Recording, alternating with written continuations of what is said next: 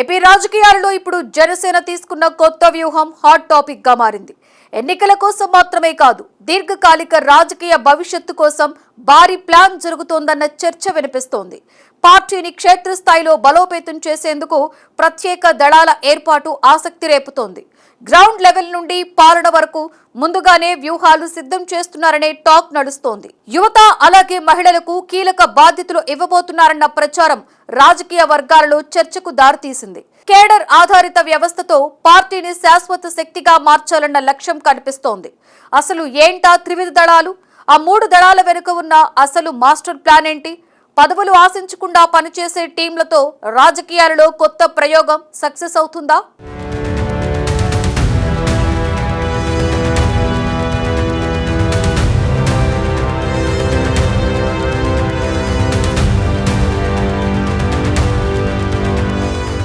ఆంధ్రప్రదేశ్ రాజకీయాలు ఇప్పుడు జనసేన కొత్త వ్యూహంతో ముందుకు సాగుతోంది.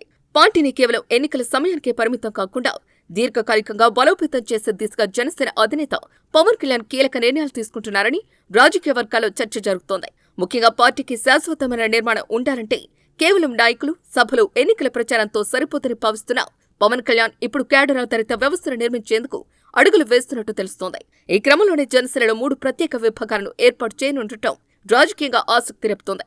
ఆర్ఎస్ఎస్ తరహాలో పార్టీని విభజించి ప్రతి విభాగానికి ప్రత్యేక బాధ్యతలను అప్పగించడం వెనుక పవన్ కళ్యాణ్ దీర్ఘకాలిక వ్యూహం ఉందని విశ్లేషకులు చెబుతున్నారు. ఇప్పటి వరకు జనసేనపై వస్తున్న ప్రధాన విమర్శలు ఒకటి, క్షేత్రస్థాయిలో బలమైన నిర్మాణం లేకపోవటమే. ఎన్నికల సమయంలో ఊపు కనిపించినా తర్వాత కార్యకలాపాలు తగ్గిపోతున్నాయి అనే అభిప్రాయం ఉండేది. ఇప్పుడు ఆ లోటును భర్తీ చేయడానికి ఈ 3 దళాల కాన్సెప్ట్ను తీసుకొచ్చారు అనే చర్చ జరుగుతోంది.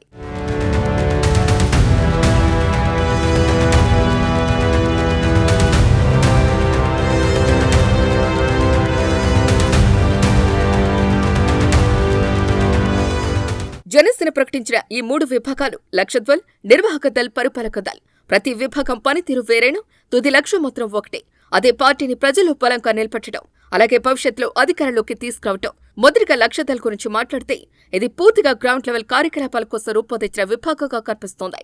ఇందులో ముఖ్యంగా యువత అలాగే మహిళలకు ప్రాధాన్యం ఇవ్వబోతున్నట్టు సమాచారం. ప్రజల్లోకి వెళ్లి జనసేన సిద్ధాంతాలను వివరించడం, పార్టీ కార్యక్రమాలు ప్రజలకు చేరవేయటం, సామాజిక అంశాలపై స్పందించడం వంటి బాధ్యతలు వీరిపైనే ఉండనున్నాయి. ముఖ్యంగా పదవులు ఆశించకుండా కేవలం పార్టీ కోసం పనిచేసే వారిని ఈ ధరలో ప్రోత్సహించాలి అనే ఆలోచన కనిపిస్తోంది. ఇది చాలా వరకు ఆర్ఎస్ఎస్ లో పనిచేసే స్వచ్ఛంద సేవా విభాగాలను గుర్తు చేస్తోందని రాజకీయ పరిశీలకులు అంటున్నారు. అక్కడ కూడా చాలా మంది ప్రత్యక్ష రాజకీయాల్లోకి రాకపోయినా సంస్థ సిద్ధాంతాలను ప్రజల్లోకి తీసుకెళ్లే బాధ్యతలు నిర్వర్తిస్తుంటారు. ఇప్పుడు జనసేన కూడా అలాంటి శాశ్వత క్యాడర్ను తయారు చేయాలనే దిశగా అడుగులు వేస్తోందనే అభిప్రాయం వ్యక్తమవుతోంది. లక్షదళ్ పని ప్రజల మధ్య ఉంటే, నిర్వాహక దళ్ పని పార్టీ అంతర్గత వ్యవస్థను బలోపేతం చేయడంగా కనిపిస్తోంది. ఈ విభాగం ప్రధాన బాధ్యత పార్టీ సిద్ధాంతాలను సమర్థవంతంగా ప్రజల్లోకి తీసుకెళ్లటం. ఎందుకు జనసేన అధికారంలోకి రావాలి, పార్టీ లక్ష్యాలు ఏమిటి, రాష్ట్ర భవిష్యత్తుపై పార్టీ విజన్ ఎలా ఉంది వంటి అంశాలను ప్రజలకు వివరించే బాధ్యత నిర్వాహక దళపై ఉంటనుంది. అలాగే కార్యకర్తలు, నాయకుల మధ్య సమన్వయం తీసుకురావడం కూడా ఈ విభాగం ముఖ్య లక్ష్యంగా చెబుతున్నారు. చాలాసార్లు పార్టీలో స్థానిక స్థాయిలో వచ్చే విభేదాలు, కమ్యూనికేషన్ లోపాలు పార్టీకి నష్టాన్ని కలిగిస్తుంటాయి. అలాంటి సమస్యలను ముందుగానే గుర్తించి పరిష్కరించడం ద్వారా పార్టీని ఒకే దిశగా నడిపించడంలో నిర్వాహక దళ్ కీలక పాత్ర పోషించనుందని అంటున్నారు.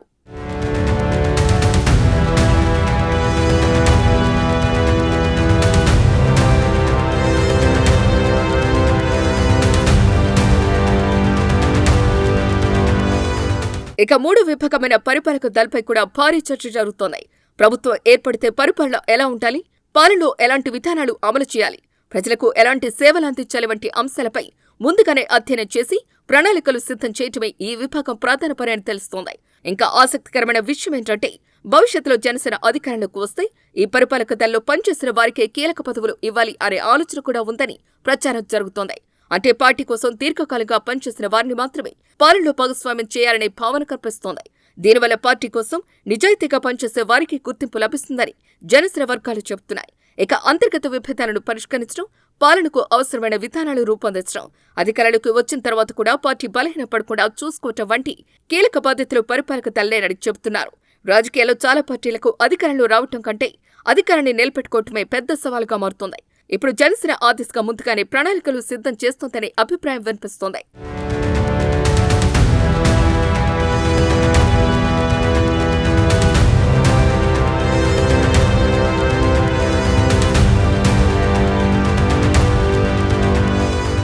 ఇక ఈ 3 విభాగాలు నిజంగా సక్సెస్ అవుతాయా అనే ప్రశ్న కూడా రాజకీయ వర్గాల్లో పెద్ద చర్చగా మారింది.